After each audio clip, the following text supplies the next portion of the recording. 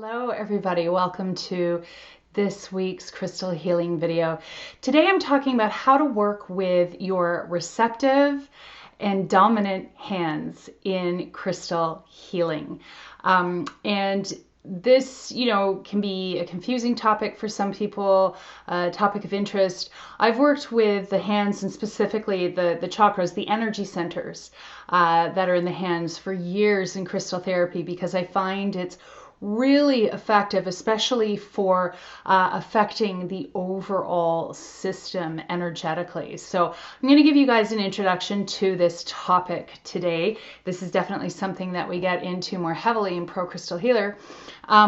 But essentially, if you consider your receptive hand, which is your non-dominant hand, so the hand you do not write with, is your more sensitive sensory hand and also side of the body. Whereas your dominant hand, the hand you do write with, is your more active, outgoing energy sign. Depending on which systems of philosophy or belief you espouse energetically, you could also assign the left with the sacred feminine, the right with the sacred or divine masculine.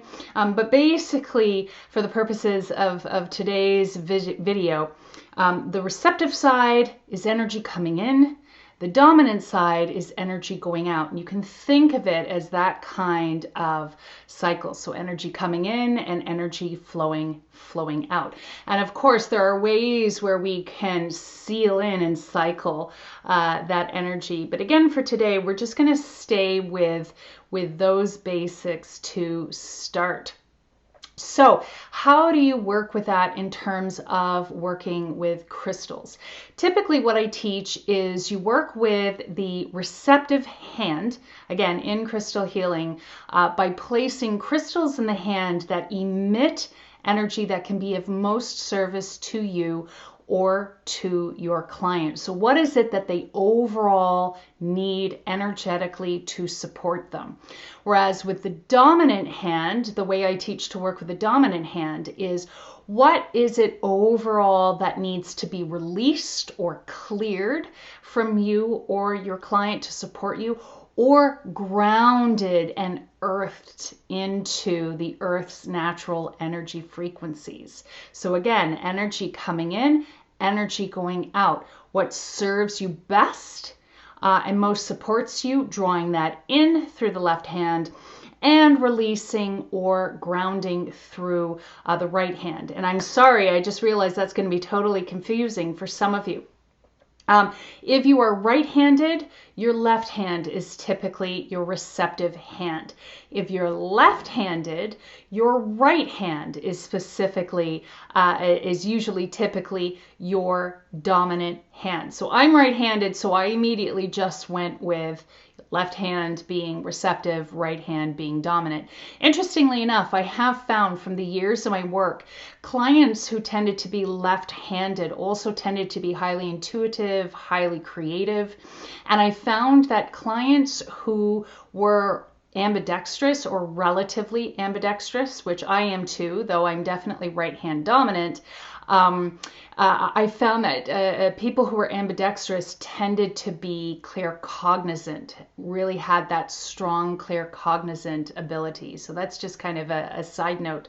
But working with these hands, so how can we apply this in our daily lives that can be supportive, that can be helpful to us?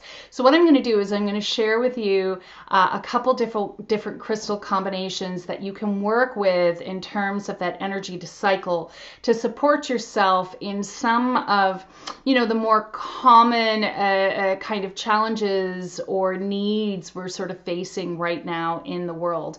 I will also say as a side note for the dominant hand, this is also because we've got energy flowing out, because this is an active side, this is also a hand that you can work with in terms of manifestation work, in terms of directing energy. If you're doing a lot of wand work, whether it's in magical work or manifestation or drawing sigils or whatever else it might be, Working with your dominant hand is the best hand to work with in terms of drawing those, not just in terms of facility, but also in terms of how the energy flows. You're sending energy into something. You're sending energy out into the world or up to the universe. But coming back to some crystal combinations that you can work with your receptive and your dominant hand. So this is like my primary combination that I teach a lot, because just with these two crystals, you can really support and help yourself energetically. And that's selenite, aka satin spar, in the receptive hand, and black tourmaline in the dominant hand.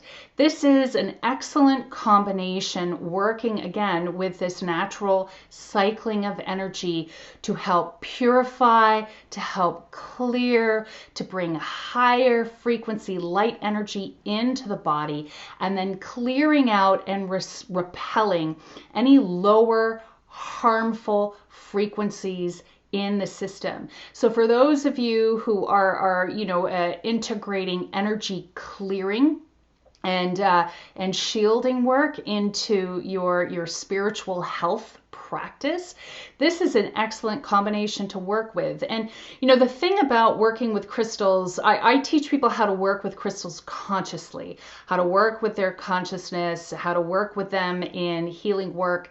But for your everyday life kind of application, sometimes we have a lot of different things going on. We have to multitask.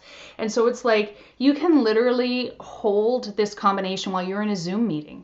You can hold this combination while you're on the phone, while you're commuting on the bus, at the end of the day, to start cycling and clearing your energy.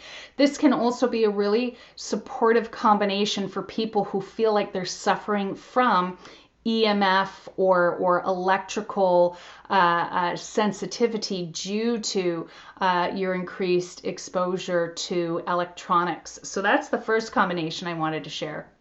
The second one is an excellent combination for stress relief. So again, in the receptive hand, I have amethyst. Amethyst is a wonderful crystal because it helps to soothe and reduce feelings of stress, feelings of anxiety, feelings of worry, negative thinking, and it also helps to draw in some good protective and intuitive energy. While smoky quartz, held in the dominant hand, helps to cycle, clear, and ground stress energy out of the body, and also helps you to ground so that you're more centered, you're more present, you're more empowered in your system. A third combination that is another favorite is for anxiety and for overwhelm. So when you feel like you're really starting to peak in your head, angelite, cooling, soothing, calming. It helps to, I wouldn't say still the mind, because that's a practice in and of itself, but it does help to slow the mind down. It does help to calm the mind. To me, this crystal is like an antidote, crystal antidote energy for monkey mind, anxiety, overwhelm, overthinking. And then in the dominant hand, holding hematite. Hematite is an anchor. Most metal-based crystals, and especially the iron ore crystals, are anchoring. They help us to ground. They help us to center. They help us to connect with earth energy.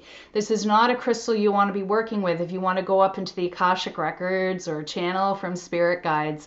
But it's certainly a grounding, centering, anchoring crystal. So if you find that you're really in your head, you're anxious, you're overwhelmed, holding on to hematite helps to bring you back down into your body, helps to bring you back down into a sense of power, a sense of capability, as well as being energizing and helping us to feel stronger. So that's for anxiety and overwhelm. Angelite in your receptive hand, hematite in your dominant hand.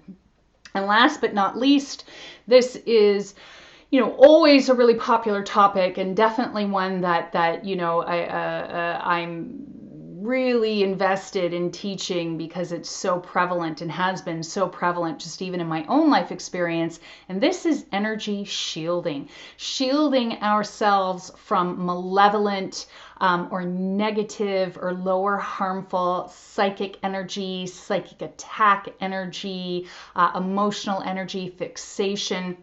And that is labradorite in the receptive hand and obsidian in the dominant hand. And so with labradorite, we're working with labradorite, and labradorite comes into the heart chakra right away. But because the heart chakra is a bridge, between the other energy centers in our body, it helps to spread energy shielding energy into our system, into our auras, into our auric field.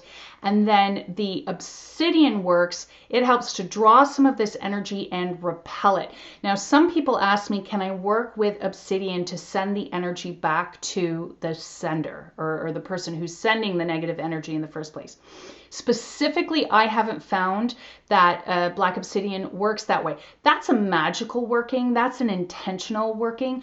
Crystals in and of themselves tend to be more neutral. They emit energy and frequencies according to how they were made by nature, by the higher power. So what I find that obsidian does is it helps to draw out and repel that energy. It sends it back out into the energy field. It sends it down into the Earth's energy field where it can be transmuted again into higher frequency energy. So again, we're working with that energy cycle, that natural energy cycle in the body to help bring in shielding energy, but then also working with the repelling energy to repel and transmute any psychic attack or lower harmful psychic energy, emotional energy that we have taken into our systems. So there's just a mini crash course video tutorial on how to work with the receptive hand and how to work with the dominant hand in crystal healing, either for your clients or for your own personal health and well-being. And so I hope that was of service to you.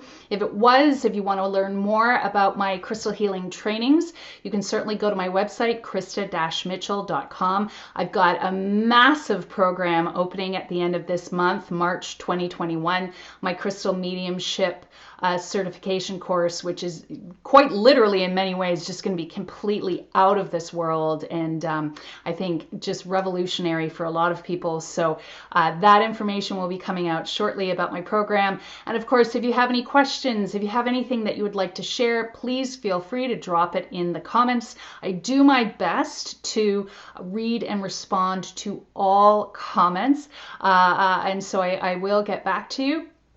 And if you're watching this on YouTube and you haven't already subscribed, or if you're seeing this on IGTV but you haven't followed me yet on IGTV, please do, because a lot more crystal videos, tutorials, and channelings are coming your way soon. So bright blessings to all of you. Keep taking care of yourselves. Keep honoring your crystals, honoring yourselves, and I will be back to share with you soon.